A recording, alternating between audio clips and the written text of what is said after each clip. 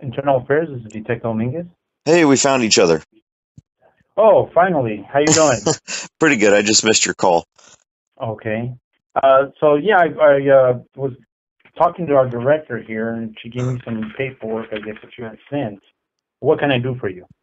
Well, I was filing a complaint because I'm a little concerned about the policies of the department and how they deal with lawfully armed citizens. Um, I am I'm the founder of Open Carry Texas, which is a gun rights group. So we secure the gun rights of Texans and ensure that their rights are being respected. And so Um, one of my members had sent me a video that he took of some harassment from El Paso Police Department officers, and I was pretty disappointed and a little shocked at how this guy was treated, and I just didn't think that it was something that I believe the department believes in, and so I filed a complaint about the conduct and was hoping that something would be done about it. Okay, you filed a complaint. How did you? You're out of town, right? I live in Temple. In Temple, Texas. Yeah. Okay. How did you file the complaint? Because we would need you to come here and provide us with a notarized statement. No, well, I provided, as provided by law, I provided a signed written statement that of the incident. So Okay. Were you there when the incident happened? was I there? No. Yes, sir. Okay, so you're not a witness, but you want to file a complaint on the way this person was treated. Has I'm this person Go has ahead. this person filed a complaint? I believe so. I'm not sure. So, because he would be the one, if it happened to him, he would be the complainant, and he would be the one that files the complaint. Well, Now, anyone can file a complaint. well, yes, and if you want to, the only thing is by our policy, we would need to have a notarized statement. Well, and I understand that, and I spoke to the director, and Right. I respect that you guys have a policy, but I've done exactly what I'm required to do by law. I understand, but the only thing is that when we confront these officers, and we have to confront them with the complaint, we need to have it in writing, notarized, not just in writing and signed. In the event that they fight it or something, that they try to do down the line, and I'm not going to get into those details. I would let you talk to the director on that. But if that happens, it's just better and makes our case stronger having a notarized statement. Well, and again, I don't want to. I'm not trying to be a hard ass or anything like that. I realize what probably some of the benefits would be for having a notarized statement, but here's my position, and I don't want it to sound combative. Okay. I'm just trying to be real. Um, when I ask for a government service as a taxpayer, I get exactly what the government is required to give me and nothing more. So when the government wants something from a taxpayer, my philosophy is I will give exactly what I'm required to by law and nothing more. And so that's where I'm coming from. And I do understand that um, a notarized statement, all that does is it's just saying this, my statement is true and whatever. But I'm not going to pay an extra tax, which is what I have to do to get something notarized, to file a complaint. And so I filed it. I made sure that I filed it in accordance with the law. I even put on there that this statement is true under penalty of perjury because I'm filing an official statement. I recognize that. And so all I want is for El Paso PD to treat it in accordance with the law, which instead of, I realize you guys have a policy, but a policy is not a law, and a policy doesn't affect Right. me as a citizen. And I have to follow policy. I have to follow policy. So yes, I would need a notarized statement from you. Well, If I get a detective, notarized statement, I cannot proceed. no, now see, now you're violating the law by not taking my Well, complaint. I'm following what policies I have to follow here. You see, now if there's a problem with that, then you would have to take that up with our director. Okay, then connect me to your director, because if you guys aren't going to take my complaint, then now I'm going to file another complaint against you for not Hmm. taking my complaint. Because your No, I'm policy, willing. I already told you, and I'm going to make it very clear, Mr. Grissom. I'm willing to take your complaint, but again, I have to ask for it to be notarized. and you did ask, and I respectfully declined because I'm not required to by law. Yeah, because you say you're going by federal law, but under Texas No. state law, I'm going you to have state law. I'm going by state law. you're going by state law then, and you're okay. So again, you need to do that. Hold on a second. Let me see if I can find it real quick. Hold on. Okay. Okay, do you have the citation with you on that? And I'll look it up, and then I'll talk to her. But the thing Yeah, is, I'm just telling you, look, I work here. I'm not the director. yeah. I have to follow order. Well, and I sent her the actual law in the email. I don't know if she forwarded you the email or just Let me see here. because we went back and forth on this as well. I'm looking through the email. I'm looking through the emails here right now. Okay. Yeah, and I actually quoted it for her. Yeah, I'm pulling up my computer here.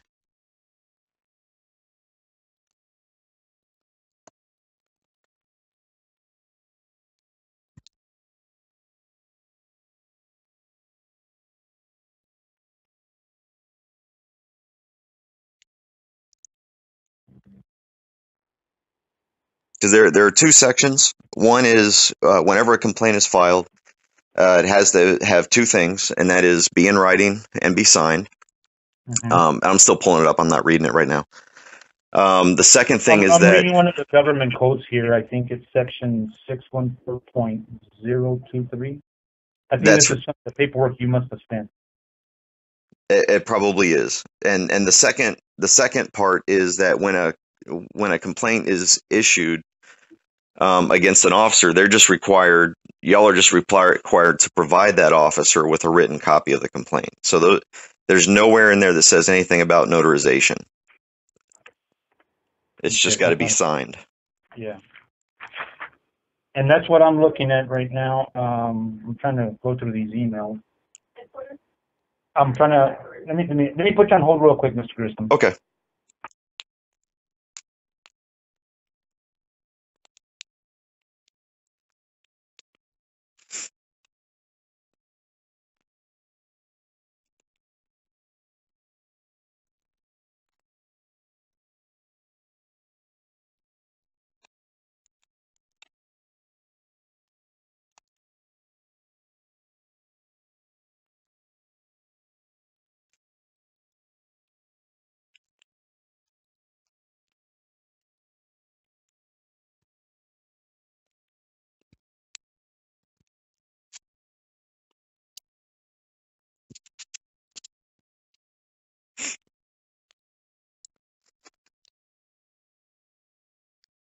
Okay, just bear with me. I'm just reading through it. The Sure. way we get the way we get the emails, how would I say? It's not in the order that it prints up in. Might Yeah, not be the order that they were actually being sent. I got you. I've got it here now. If you want me to. Yeah, go ahead and read it to me while I'm looking through this. So I can. Sure. All right. So the Texas Government Code, which is okay. Here we go. 614.023 is the part that talks about where a copy of the complaint has to be given to the officer, and it has to be a copy of the signed complaint, whether it's an officer, a firefighter, whatever. So no disciplinary action can be taken unless there's a signed copy. Then, so that's what the officer receives. That's the one I was looking at. Okay. Okay. All right. And then before that, let me find my. Why isn't my email showing up here? Let me just look at the email chain. Okay, done. And I think it's 021, I believe, is the one I'm responding to. What the heck? 021. Okay, what is the section? 614.021. Okay, wait, let me write that down. For some reason, this. 614.021. Yes. Okay. Let me see here. Alrighty. And then read that one to me. It's pulling up right now. There we go. All right, 614. No, that wasn't it. Wait, why isn't this Yeah. showing up? And I can see here I'm looking at the email where I guess you had quoted the government code, but she's saying, and it says on here, and you probably have this, I'm sure you have received it. It says, "Sir, thank you for quoting the Texas government code." Yes. And you're correct with the citation. However, it is a practice of the El Paso Police Department to obtain sworn statements during an administrative investigation to avoid any type of legal misunderstanding with the following state laws. Right. Did you receive that? Yes, I did. And here I'm sorry, 614-022 is, it wasn't, 022. And it's called complaint to be in writing and signed by complainant. Quote, to be considered by the head of a state agency or by the head of a fire department or a local police agency. The complaint must be 1, in writing, and 2, signed by the person making the complaint. That's it. That's the whole section. And then the next section says that a copy of the signed complaint against the law enforcement officer of this state or these other people shall be given to the officer of an employee within a reasonable amount of time. The complaint is filed. B, disciplinary action, blah, blah. C, so there's nothing in there anywhere in the code that says anything about a sworn statement or an affidavit. Okay. And you've sent that, I believe, right? Yeah, I sent a signed copy of it. Okay. Then what we're going to do then is I'll get with him and we'll review it to see if you have a legal standing, because again, this didn't happen to you. If it happened to him, he would be the complainant, and of course he would be brought in and he would give a sworn statement. And then what happens then, the process then is the detective that the case is assigned to will then start talking to, witnesses, to the complainant, get the details of what happened. And of course, then they're going to end up talking eventually to the officers. Right. And they're going to have to explain why, questions would be formulated for them. They would have to explain what happened and why. And then at that point, it's presented to a disciplinary board. Okay, well, one more thing to consider while y'all are talking about this is that there's absolutely no rule or law that I have to be a victim of a police officer's actions to file a complaint. I mean, if I see a police officer drop his drawers and urinate in public, it has nothing to do with me, but I can still file a complaint. If I see... Well, no, in that case, you're actually a witness. But I am a witness. I see a video of something that's going on, but a complaint is a complaint. I mean, it's not. I'm not required to be personally affected, but I am personally affected because this is a police department in the city in which I go to that has got what seems to me to be an attitude towards gun owners that is combative and oppressive. Well, and again, we have to find out why the officers made contact, and that I understand. Investigation. There's many reasons that somebody could have gone up there. It could have been put out as a call, a man with a gun. Well, you know what? There's a lot of people that are not licensed to carry. So what happens then is the officers have to show up. They have to make contact. They have to ask, hey, are you licensed to carry this weapon? If they are and they show their credentials, no problem. If they're not, then of course that it's an infraction of the law, that they're breaking the law then, and I'm sure you're aware of that as well. Yeah, and believe me, I'm a gun rights guy. We're a gun rights organization. Yeah, and that's something that has to be looked at as to how or why they were there, what happened. Again, I'm not sure where this happened. I understand there was a lot of people around, perhaps. Well, the main, I would say, other than because the facts right now have got to come out, and I filed an open records request for other information to find out why the cops showed up. One of my biggest complaints that I wrote about is the fact that the officers were, one, completely rude to a person who was not being aggressive, had not committed any crime, in the words of the cop himself. And the cop himself said he had broken no law, but he was just answering a call. And yet they kept him there for 30 minutes just because it was a call with a person. The officer said that he broke the law? No, he said he did not. He said, "What crime have I committed?" He said, "You haven't committed a crime." "Oh, then am I free to go?" "No, you're not free to go. You're being detained." "Well, for what law?" Well, and basically what it amounted to, and what I need to do, I will send you if you can send me an email, I will send you a link to the video of the incident. I think you sent that already. Let me see. Oh, I might have. Yes. Yes, it's HTTPS. Okay. Yeah, it's under YouTube.com, and it says watch. Yes. And it's got some numbers on it. So that's the video. And so that's the first issue I had, was that an officer openly admitted that the man hadn't committed any crime, and yet he was still being detained for over 30 minutes. The second issue I had is that a citizen was recording. Was it an investigative detention? What?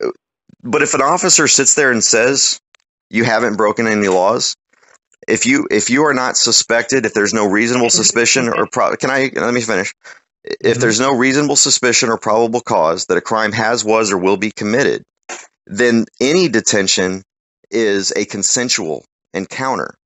Now, if the officer said, we are investigating you because we got a call that you had a gun and we believe you may have pointed it at someone, that's a crime. There's articulable suspicion that a crime may have been committed. But that was not the case. The case was, it was a call, according to the officer, of a perfectly legitimate and legal activity. If a man's walking down the street and he's got a holstered handgun, and someone calls the police and says, hey, there's a guy walking down the street and he's got a gun in his holster, and the police show up, he can't detain them because the call was about a perfectly legal activity. Now, if the call said there's a guy walking down the road with a gun in his holster and he pulled it out and he's pointing at a gun at motorists, well, then you've got a reason to detain and do an investigation. Right. No, and I understand what you're saying, but you got to understand the way a lot of people here are. I mean, a lot of people still aren't used to seeing somebody, wearing a sidearm. And I get that. I get that, Detective. And I understand that we've been doing this for 18 months now, but law enforcement should know better, even if the people don't. Law enforcement should know better. But if somebody calls, the officers are still going to have to respond. They're being dispatched out there. And that's what we have to look at to see, were they dispatched, what happened, or were they just driving by and they saw it? I don't have that information. Right. So that's you may be right in what you were saying to begin with, but at the same time, if he's just walking down the street, but somebody was alarmed by it and they call for whatever reason, then really the officers are responding to that concern.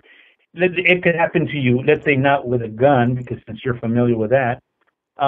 It could be anything else. Somebody parks in front of your house and they start parking at a certain time, and next thing you know, you say, well, you know what, there's been some burglaries here in the area. I'm going to call the police with it, on a suspicious subject. I mean, technically that person can argue the fact and say, hey, it's a free country. I can park wherever I want. It's on a public street. But yet you were concerned. Why? Because you're concerned because of your wife, your kids, and because, you might have some information that such and such neighbor might have had a problem, or somebody attempted or did break into their home. And really that's what the police are here for. You call us, we have to go out there and we have to check it out. And again, I understand answering calls. That's my issue wasn't responding to a call. It was holding the guy for 30 minutes, even after telling him he didn't break any laws. And then the second thing, for 30 minutes, and that's something that we would need to talk to him about. Right. Because he's the one that would have to explain. We would have to talk to him. Okay, what happened? What were the police talking to you about? What did they tell you? What were they asking you? And then again, we'd have to talk to the officers. Why did you do this? What were you asking? What was the reason for the detention? There's no time limit on an investigative detention, really, as far as we make contact, and it could be on a suspicious subject, in a high crime rate area. Or a high drug, you're going to stop, hey, what's going on, you see them acting suspiciously, looking into vehicles, and, that there's been burglary vehicles. You're going to stop them and maybe, okay, let's find out what's going on. You're going to check. Maybe you'll check a few cars just to make sure he hasn't gone into one of the cars. I mean, there's so many different scenarios when it comes to police work that it's really hard to say there's a set protocol pattern that you can say this is the way you handle every call. Well, it's like anything. You have to kind of customize it. You understand what I'm saying? Well, and I get that. And the Supreme Court has ruled on the length of investigative detentions. And you can't just hold someone hoping to see that something's going on. If there's no crime that's being investigated, and the officer articulated that. The officer articulated that. He asked specifically, what crime am I suspected of being committed? You're not. We just got a call. Okay, then I'm free to go. No, you're not free to go. You're being detained. But you know as well as I do, detective, because I come from a law enforcement background. I just retired from law enforcement. If it's a reasonable suspicion, then you can detain. If it's probable cause, you can arrest. Law enforcement, then you would know that as an officer, you get sent out on a call, you have to check it out. You're not just going to get there, okay, let it go and leave it alone. No. You have to say, sir, okay, well, we got a call. And again, I don't know. I wasn't there. Yeah. But what I would do would be something like, sir, you have a little conversation. You know what? We had a call, this and that. What's going on? Did you do anything that you thought might have alarmed anybody? Well, maybe in such casual conversation, as a law enforcement officer, you can find out. I said, okay, so well, you know what? This is what happened. Just be careful. Have a good day. And well, I don't know. I don't know what's different about law enforcement today, but back in the day, it used to be you would respond to a call. And even if it was a call about a perfectly legal activity, you would show up and tell the caller, okay, why'd you call? Well, there was a guy, and this was at Walmart. There was a guy who was shopping and he had a gun on him. Okay, well, sir, you realize that's not illegal, right? Did he do anything else? No, he didn't do anything else. Okay, have a great day. Sir, you're free to go. That's it. That's, but it's not only that, it's two, there's three elements to this that I have a problem with. One was the detention element. And that, of course, is something you guys have to investigate. I've already talked to Walmart, so I know exactly what the Walmart side of the story is, and that is that, no, a customer called, and it wasn't Walmart. But that's going to be something you figure out in your investigation. The second thing is that the officers were demanded to identify themselves. The individual specifically said, can I have your name and badge number? They refused to give him anything but a number. And, at least they gave him a badge number. Yeah, they do have to identify themselves. So they did not identify themselves on several occasions when asked. They only identified themselves by their badge numbers. That's another problem. And I think I wrote that in my complaint. And then the third thing is a citizen is trying to film a consensual encounter. Well, actually, it wasn't consensual, although it should have been. But a citizen is trying to film an encounter that he's having with a government entity, which is the El Paso Police Department. And the entire time, the officer is shining his flashlight in the camera, not in the car, just to make sure he's keeping his hands in the camera. When he moved the camera, the officer moved the flashlight. And then at one point, he even turned on his strobe lights, his flashlight strobe, into the camera. That could have potentially caused seizures, depending on who you're strobing, who you're sending a strobe light to. So you're saying it was into the camera. It was into the camera. So if it's into the camera, it's going to cause seizures on who? Well, first, anyone that watches the video probably, but also you don't have to watch the video is going to get a seizure because you don't have to look straight into a strobe light to get a seizure. No, I can have a strobe light behind me if I'm prone to seizures, and that strobe light still can give people headaches or seizures. Right. Now, if you're saying it's perfectly fine for a police officer to flash a strobe light into a camera of a guy that's just peacefully recording, well, then that's a department problem that I probably need to file a complaint about. But those are the three issues that I have. The flashlight issue, where a police officer is trying to prevent himself from being lawfully recorded during an encounter with law enforcement. The Supreme Court has also ruled we have a First Amendment right to film government entities and law enforcement. The second one was just refusing to ID, and then the third one was continuing to detain a person after he's been informed he's committed no crimes. Okay. And I will get with the individual that sent me this incident and get him to call you guys as well and file a formal complaint on his behalf as well. I'm filing a complaint, I guess, based on behalf of society, but the practices, I'm worried that more people are going to be affected if this isn't addressed. Well, we got your complaint here. I'll talk to my director, but like I said, the policy here, and it's always been for us to get a notarized statement.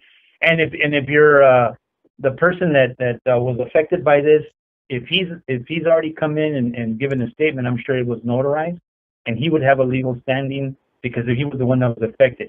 You're saying you can file a complaint as a citizen, like any citizen can. Fine. Yeah. But do you have a legal standing in this case? How did it really affect you? Now, I will tell you the thing about them flashing the flashlight into the camera, again, that it can cause a seizure. That's just a what if. It's a can that happen? Maybe, maybe not. No, it can happen.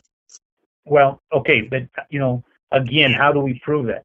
No, it didn't happen. I'm saying when you put a strobe light in people's faces, there are people, and I mean, good golly, this is common sense in medical. Okay. If strobe lights, there's a reason why they don't do music videos and some of these commercials the way they do anymore, because so many people were getting seizures from the flashing strobe lights. Yeah, but it'd be like if I try to videotape somebody with my camera, and just the shock or fear of it itself can cause them to have some kind of a medical condition. You see, it's kind of like the same thing. What? Someone filming you could cause you to have a medical condition? Well, see, now we're being absurd. To cause a medical condition. See, it's okay, but that we can talk about. Those are things that we can go back and forth with. Well, then let's do that. Let's go back and forth with that. If someone if filming somebody causes people to have a heart attack, should it be the policy of the police department to film people?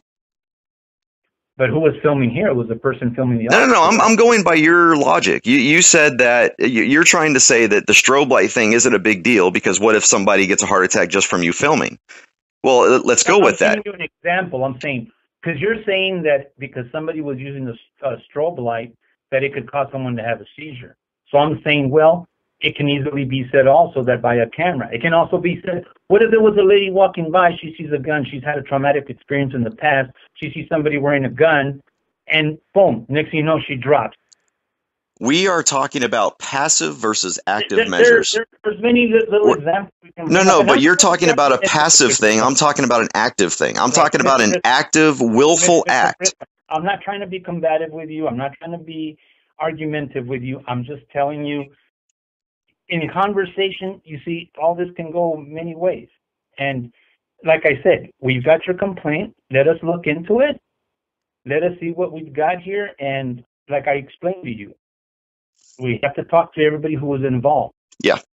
And that's how we're going to get to the bottom of this. And you say you were a law enforcement officer before. Where were you a law enforcement officer before that? I was in the Army. I was a special agent in the Army. I handled national security crimes. I investigated national security crimes.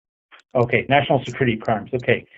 I don't know if that would be the same as being a police officer out on the street. Okay, all right. Look, I'm not going to dick measure with you about who's the better police officer here. No, you don't have to talk that way. We're not here like you're bringing up this dick measure stuff. Well, yeah, but don't sit here and try to minimize my law enforcement experience with yours. I'm being professional with you. And okay. Well, you're not being professional if you're going to try and measure your law enforcement experience with mine. This company and this organization. I'm not talking to you that way. I'm just giving you examples. I already told you, we're going to investigate. We're going to look at this thing and see what we've got. And if there's something there, believe me, we're going to go after it. Okay? And that's why we also have a disciplinary board. Yes. But there's no reason for you to get all upset and bent out of shape. No, I'm getting upset because I am not talking to you that way. I would expect you not to talk that way to me either. Okay, look, when you're bringing up what kind of a law enforcement officer I am, that has no bearing on anything, detective. What kind of like you were a law enforcement officer in the past? Like that. So now you're going to question what my professional experience is and my history. So that's where we've gotten. And you're sitting here talking about respect. That's where I got offline, was because you started questioning my experience about law enforcement. That somehow my experience, even though I had to quote you on what state law was. You said, I don't know what if you've ever been a police officer. So that's where this got offline. Tell me, Mr. Grissom, tell me. Tell you what? What you're going to say. I've said what I've got to say.